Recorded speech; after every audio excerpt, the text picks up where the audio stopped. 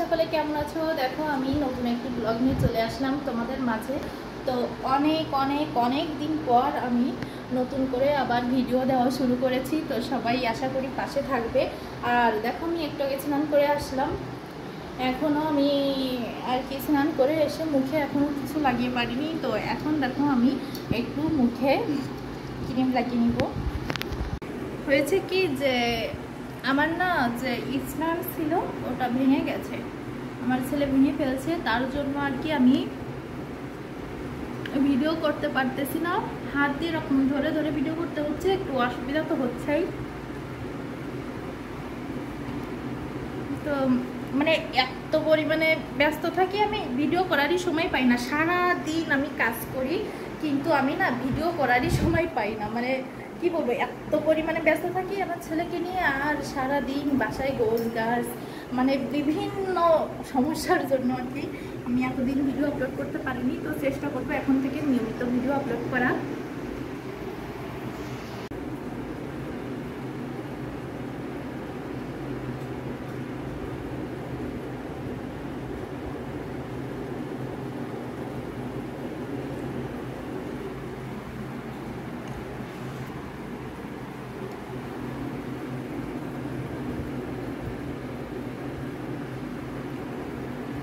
আমি কি দিয়ে ফোঁটা দিলাম কপালে কেউ কি বলতে পারবে?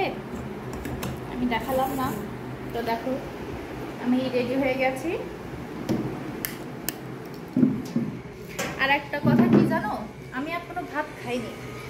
তো আমরা গ্রামের বাড়ি এসেছি, দেখো আমি এখনো ভাতও খাইনি। সকাল ধরে আসলে অনেক রাত পর্যন্ত জাগতে হয়, জেগে থাকতে হয়। দেখি চুলটা একটু ছেড়ে দিই, ভিজা ভিজা রয়েছে চুল।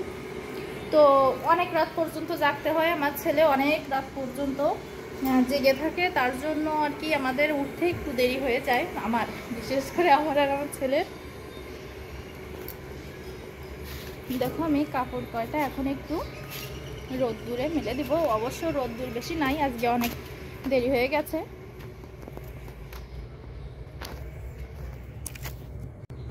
কেউ কারো সুখ সহ্য করতে পারে না মনে হয়, সবার জন্য বলতেছি না।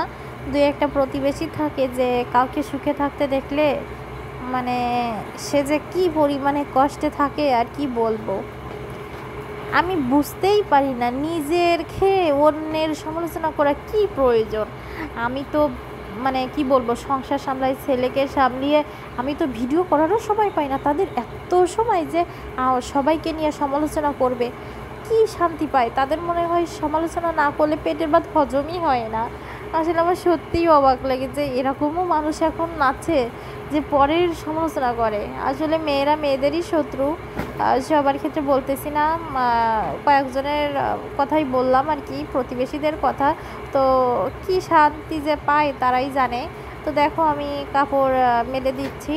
আমি আজকে একটু দেরি করেই স্নান করেছি, কারণটা হলো আমার শাশুড়ি আজকে একটু কাজে গিয়েছিল, ছেলেকে নিয়ে একা ছিলাম বাসায়। বাসায় না সরি, বাড়ি। যেহেতু আমরা বাড়ি এসেছি আর পূজা এসেছি, তো কদিন আগেই আসলাম। দেখো কাউকে যে একটু বলবো ধরে দিতে, তেমন কেউ নেই ধরে দেওয়ার। আমাদের বাড়ির সামনেটা কত সুন্দর লাগছে তাই না, সবুজ গাছপালা একদম। আর দেখো সবুজ ঘাসে ভরে গেছে এখানটায়, আর আমার হাতেও সবুজ নেল পালিশ, কি সুন্দর লাগছে তাই না, আর অনেক ভালো লাগছে। আর দেখো এই যে আমাদের বাড়ির পাশে একটা খানা রয়েছে, আমরা তো খানা বলি, তোমরা কি বলো কি জানি, অবশ্যই কমেন্টে জানিও। আর এই দেখো এইটা আমাদের বাড়ি। তোমরা যারা আমার ভিডিও দেখো তোমরা তো জানোই আমি বাড়ি থাকি না, আমরা বাসায় থাকি, তাই জন্য আর কি এখনও রং করা হয়নি বিল্ডিংয়ে। দেখো এটা গোয়াল ঘর ছিল, কিন্তু এখন গরু নাই গোয়ালে। এই যে এখানে দাঁড় রয়েছে, আর এটা আমাদের রান্নাঘর, বাইরের রান্নাঘর, দেখেছো। আমার শাশুড়ি একা থাকে তো, তাই জন্য বেশি আর কি গোছগাছ করা নাই। আর দেখো আমি আমাদের ঘরে রান্নাঘরটা দেখাই তোমাদের, মানে বাসায় সব, এখানে তেমন কিছুই নাই, তারপরেও দেখো এই যে রান্নাঘরটা। আমাদের রান্নাঘরের স্টাইলটা কিন্তু আমার একেবারে খারাপ লাগে না, দেখেছো।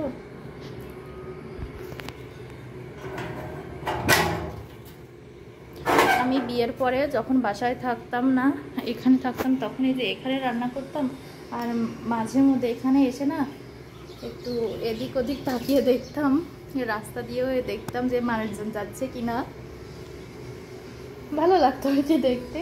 আর দেখো আমি দেখাই যে আজকে কি রান্না হয়েছে। আজকে কিন্তু আমার শাশুড়ি রান্না করছে, কারণ গ্যাস ফুরিয়ে গিয়েছে, এখনও গ্যাস আনা হয়নি। এই দেখো, এটা জল টক মাছ দিয়ে রান্না, পুঁটি মাছ দিয়ে রান্না হয়েছে। আর এটা দেখো মিষ্টি কুমড়া, আলু,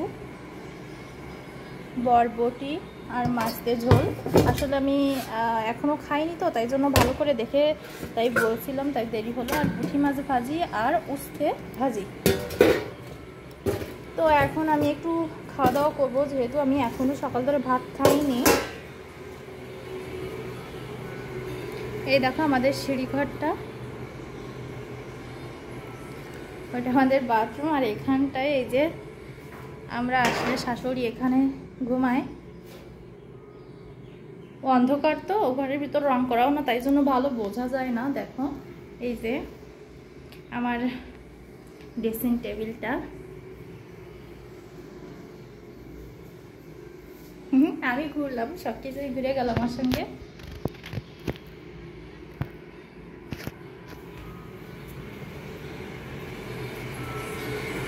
আর দেখো আমরা এসে এখানটায় থাকি। এখন তেমন কিছুই নাই ঘরে, আসলে বললাম তো আমরা বাসায় থাকি তো, তাই জন্য এক্সট্রা তেমন কিছুই নাই। আর বাসায় কি কি আছে যারা দেখেছো তারা তো জানোই, আর যারা জানো না আমি বাসায় গিয়ে একটা ভিডিও বানিয়ে দিব। তো এখন আমি একটু খাওয়া দাওয়া করবো। দেখো আমি ঘরে নিয়ে এসে ভাত খাচ্ছি, কারণ আমাদের ডাইনিংয়ে না ওখানে ফ্যানটা ছিল, নষ্ট হয়ে গেছে, তাই জন্য গরমে এখানে খেতে পারবো না।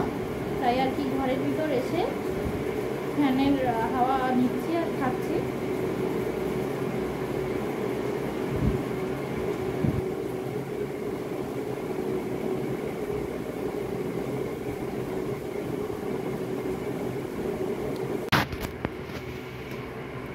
আমার হাজব্যান্ড এইমাত্র আসলো বাড়ি, তো আমার হাজব্যান্ডকে খেতে দিয়ে আমি একটু ঘরে গিয়েছিলাম।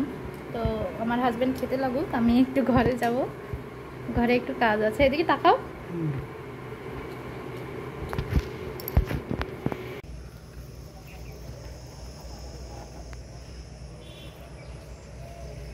দেখো এখন বিকাল হয়ে গেছে, এখন একটু আমরা যাব ঘুরতে বাইকে করে। দেখো এখন আমরা বাইকে করে যাচ্ছি, বেশি দূর যাব না, এই কাছেই যাব ঘুরতে। আসো বাবা, রাস্তায় আসো, রাস্তায় আসো।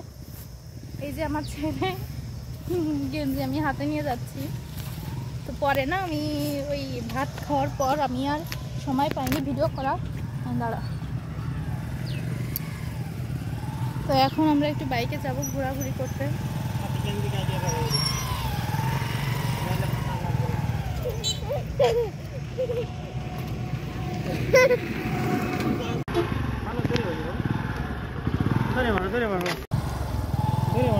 দেখো আমরা এখন বাইকে তিনজনে উঠে যাচ্ছি, একটু ঘুরতে, সামনের দিকে ফাঁকা জায়গায় যাচ্ছি, রাস্তায় গিয়ে একটু রিলস বানাবো আর একটু ঘুরে আসবো ছেলেকে নিয়ে। দেখো কি সুন্দর পরিবেশ বিকাল টাইমে। একটু পরে ঘুম আসবে না।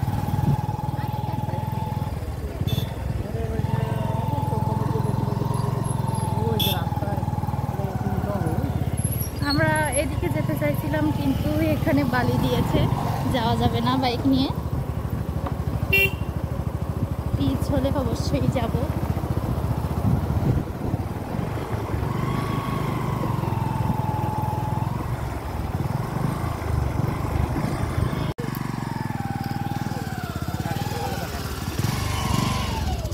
বাবা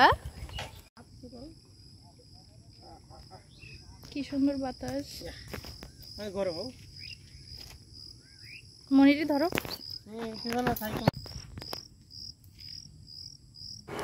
দেখো কি সুন্দর ভিউ, আর প্রচণ্ড ভালো লাগছিল গিয়ে, কারণ পরিবেশটা এত সুন্দর, শান্ত পরিবেশ, আর বাতাস বইছিল, হাওয়া লাগছিল গায়ে, অনেক সুন্দর লাগছিল। এই গরমের ভেতরে মনে হয় সারা দিন রাত ওখানে পড়েই থাকি, মানে এই জায়গাটা এত নিরিবিলি, মানে অনেক ভালো লাগে। তো দেখো আজকে এই পর্যন্তই, সবাই ভালো থেকো। আজকে বেশি কিছু শেয়ার করতে পারলাম না, তো সবাই ভালো থেকো, টাটা, বাই বাই।